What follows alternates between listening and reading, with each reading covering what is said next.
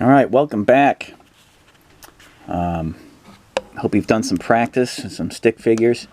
I'm going to take a note out of Chapter 7 in the How to Draw Comics the Marvel Way. Foreshortening, the knack of drawing the figure in perspective.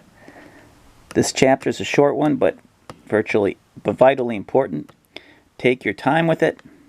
Make sure you thoroughly understand all the main points. Without knowledge of foreshortening, all your figures could end up looking like they were drawn on pyramids by the ancient Egyptians. Egyptians! Exclamation point. So yeah, again, this is the book. Get this book. Let's see here. Let me show you. I had a viewer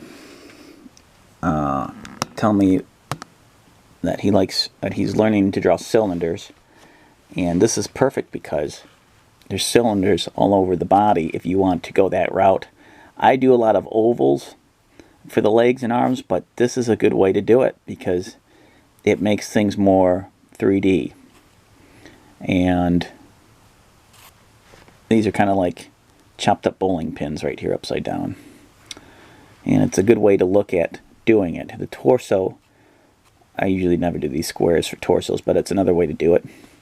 Notice the perspective lines are all going to one point perspective all the way over here somewhere, down here. And it's good because sometimes you want to do a dynamic shot of some character looking down at somebody, like they're bigger than them, or a point of view where the character is looking down on the reader. Or you want this view where it's more of like an outside looking down on a situation, where you have more power over the view of what's being done, what's being instructed, yada yada. Usually, if a character is looking down from above, that means they have some kind of power over another character. If we're looking down on a character, then it's not as threatening. It's kind of like you can see what's happening. It's more instructional, I think. More exposition-like. Let's see here. So let me do an example of this here. I'm not going to do all the reading here. I'm going to kind of do an example of drawing how they have this here. I'm going to keep it small.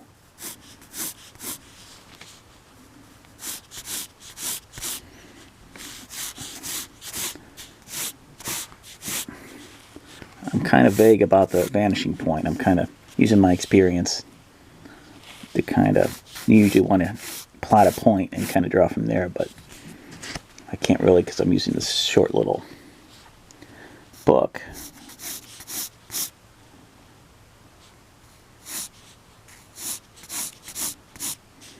Alright. So I know where the head's going to be, the height of the head, the height of the torso, and I'll do another one for the pelvis. Okay, so once again, you always want that straight line. Keeping things very loose because I know things can change on a whim here. And start with the torso first since it's the biggest part.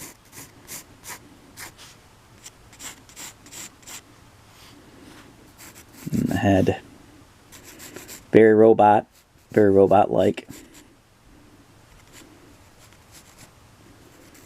And this is good that you know how to draw three-dimensional cubes. That's going to be a separate video, huh?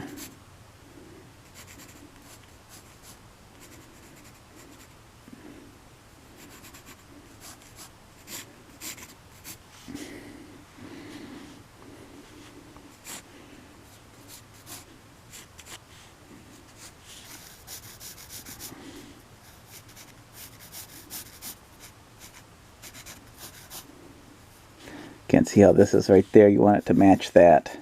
This is a little tricky because I'm leaning at different ways because I got the camera in front of me, so it's a little bit more challenging. And then the pelvic bone matches about the same width, maybe a little bit bigger. If it was 1, maybe I'd probably make the pelvic bone a little bit wider. So let's do the arms. Okay, and here's they have this about halfway where the face would be. Yeah, it's not perfect, but it's a general idea that everything's going to one vanishing point over there. The arms,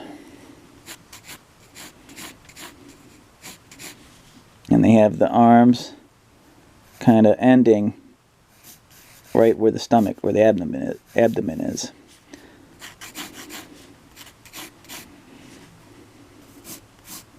Notice I made mine a little bit bigger on the top and thinned it out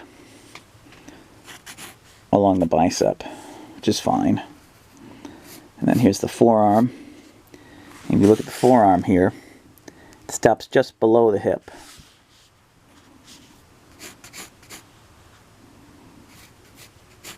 And drawn real light, keeping things real loose. There's the ring for that.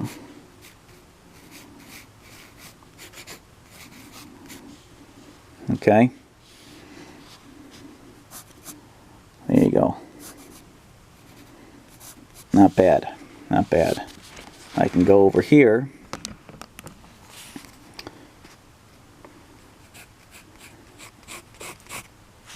And remember the sense here. I'm cheating a little bit looking at the picture, but it's okay. It's okay to cheat a little bit as long as you practice. Practice so much that you don't have to cheat and look at the pictures anymore. So there you go. And then the hands come down here, and they have like, that's a whole nother shape. Kind of like my wood figure that I use for positioning.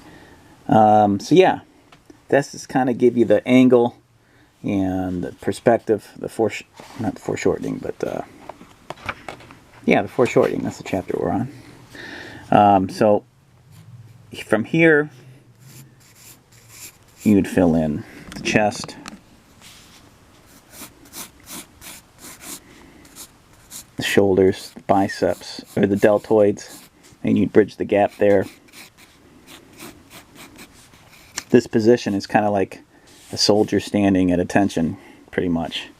So he could be a soldier with some sleeves up, and these are his forearms. You know, some wrinkles in the clothes. And again, bridging the gap over there. Something like that. Bring this in a little bit. And then this could be like where the belt is.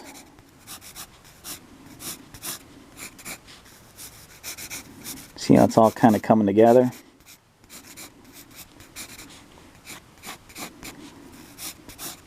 Keeping it loose, keeping it loose. And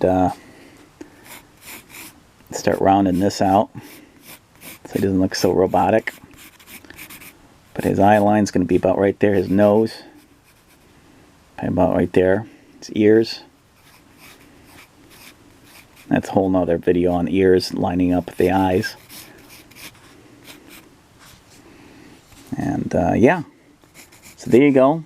You practice that. Maybe just, you know, practice doing these lines and then putting in a square like at that angle so everything is even, but it's going to that one vanishing point. Or practice cylinders, 2 cylinders like that. Just work on that arm and see how you can bring it all together. But practice 10 seconds a day minimum. It all takes 10 seconds a day.